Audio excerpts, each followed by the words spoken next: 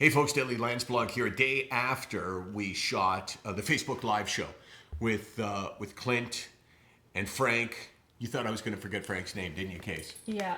Yeah, that's now insulting. This is really weird that you're lying on the floor. It looks really weird, but if you saw the beginning of the story, you can't join the Landsblog halfway, right? You know, you missed the setup, the important things that happened early on. It's kind of rude that he walked away, wasn't it? Really. And of course, Dirk. And Dirk is I mean, I had never interviewed him on the subject of mental health before. I'd interviewed him about baseball lots of times, and I always thought that he had a really particularly intelligent way of looking at baseball, but also a self-deprecating way. And also, he's got this great sense of humor and this sort of unusual way to look at the world. And that's why I think that Dirk Hayhurst could be one of the great advocates that I have seen in the mental health area. And one of the things that I learned, and I learn every day from talking to people, when listening to Dirk, I am you. I'm just someone that has suffered from the illness, and I want to hear other people's takes on it. And I want to hear how they suffer. And what I learned from Dirk, or what I had confirmed from Dirk, is that it does not matter how successful you are.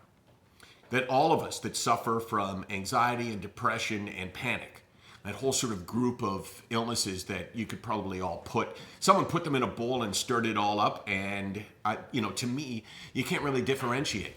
But what Dirk talked about that was so poignant for me was his loss of self-esteem, how he, when he's struggling, how he doesn't like himself, how he hates himself, he doesn't believe in himself. And I'm thinking, but here's a guy who made it to the major leagues pitching, and then I have to sort of slap myself and say, well, I'm the one that preaches all the time that your station in life, your success in life has nothing to do with how you see yourself when the illness overtakes you.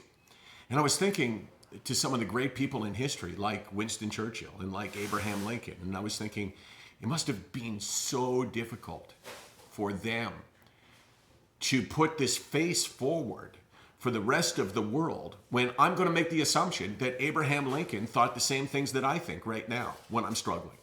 And that Winston Churchill did too.